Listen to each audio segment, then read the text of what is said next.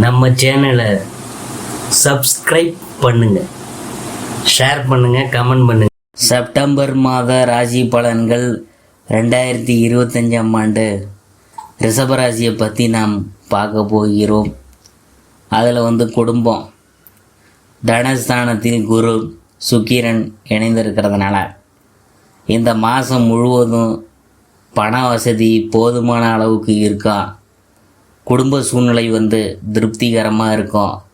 குடும்பத்தில் சுப நிகழ்ச்சிகளும் அவற்றின் காரணமாக சுப செலவுகளும் ஏற்படும். சமாளிக்கிறதுல சிரமம் எதுவும் ஏற்பட வாய்ப்பில்லை. திருமண முயற்சிகளுக்கு வெற்றி கிடைக்கும். பழைய கடன்கள் இருந்துச்சுன்னா அவற்றை அடைத்து நிம்மதி பெற வழி பிறக்கும். நல்ல வேலைக்காக முயற்சித்து வரும் பெண் அல்லது பிள்ளைகளுக்கு மனசுக்கு பிடித்த வேலை கிடைக்கும். புத்திரஸ்தானத்தில் செவ்வாய் வலம் வருவதால் குழந்தைகளுக்கு உஷ்ணம் சம்பந்தமான உபாதைகள் ஏற்படக்கூடும்.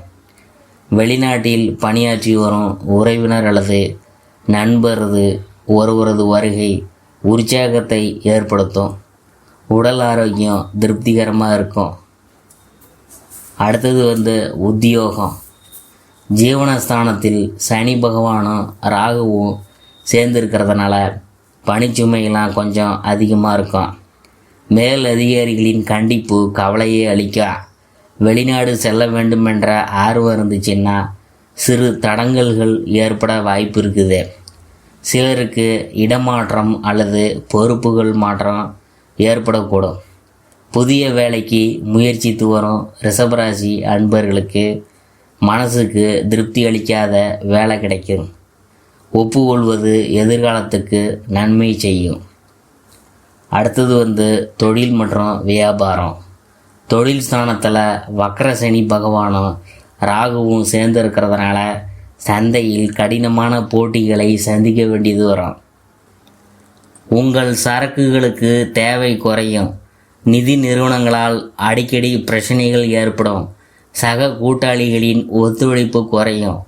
ஏற்றுமதி துறையினருக்கு வெளிநாடுகளிலிருந்து வரவேண்டிய பாக்கிகள் தாமதப்படும். விஸ்தரிப்பு திட்டங்களை ஒத்தி போடுவது உங்கள் எதிர்காலத்துக்கு நன்மை பயக்கும். அடுத்தது கலைத்துறையினர். கலைத்துறையை தன் அதிகாரத்தில் கொண்டுள்ள சுக்கிரன் இந்த மாதம் முழுவதும் சுபபலம் பெற்று சஞ்சரிக்கிறதுனால புதிய வாய்ப்புகள் உங்களை தேடி வரும். வருமானம் உயரும். மக்களிடையே பிரபலமாகி விடுவீங்க. பத்திரிகைகளின் ஆதரவு எளிதில் கிடைக்கும். திரைத்துறை அன்பர்களுக்கு கிரகநிலைகள் அனுகூலமாக திகழுது. திரைப்பட தயாரிப்பாளர்கள் தயக்கமின்றி புது தயாரிப்புகளில் முதலீடு செய்யலாம். நல்ல லாபம் கிடைக்கும்.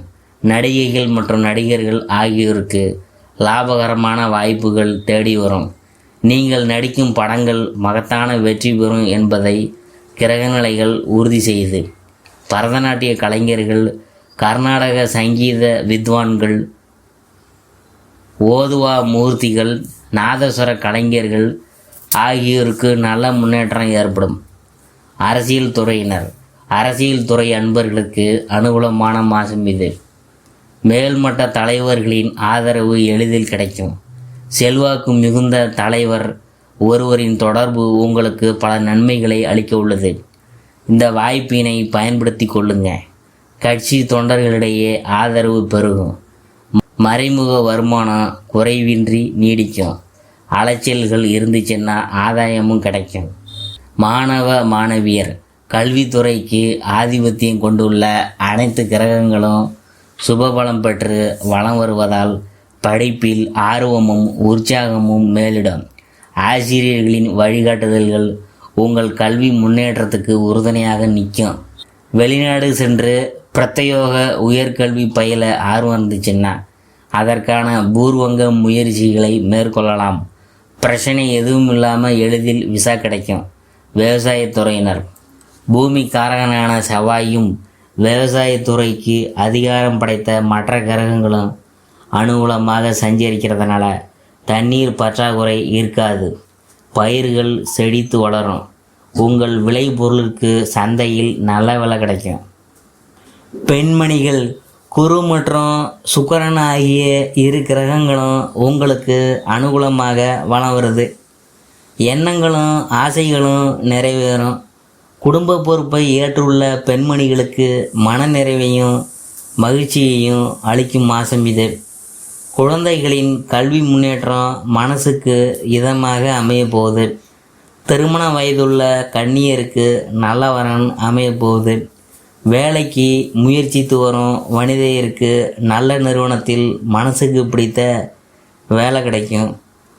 பணி காரணமாகவோ அல்லது வேறு காரணங்களினாலோ பிரிந்திருக்கும் கணவன் மனைவியர் மீண்டும் ஒன்று சேருவாங்க. அறிவுரை: ஜீவனஸ்தானத்தில் வக்ரகதியில் உள்ள சனி பகவானும் ராகுவும் இணைந்திருக்கிறதுனால வேலை பார்க்கும் ரிஷபராசி அன்பர்களே, தங்களின் அன்றாட பொறுப்புகளிலும் கடமைகளிலும் கவனமாக இருக்கிறது அவசியம். தவறுகள் ஏற்படக்கூடும், அதை நீங்கள் தான் திருத்திக்கணும். பரிகாரம் என்னன்னு பார்க்கும்பொழுது, ராகு மற்றும் சனி பகவானுக்கு பரிகாரம் செய்கிறது அவசியம். சனிக்கிழமையில் அருகில் உள்ள திருக்கோயில் ஒன்றில் மாலையில் தீபத்தில் சிறிதளவு எள் எண்ணெய் சேர்த்து வருவது மிக சிறந்த பரிகாரம்.